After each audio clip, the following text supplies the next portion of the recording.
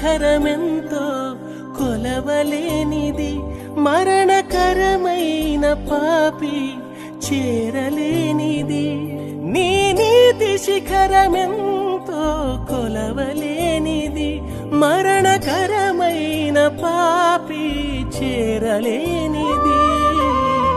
నీ నీతి నీ సత్యం నాకు నేర్పుము, పాపాన్ని ద్వేషించే స్థితికి చేర్చుము. నా స్నేహితుడవై నాతో నుండుము, నా భుజమును తట్టి నన్ను నడుపుము.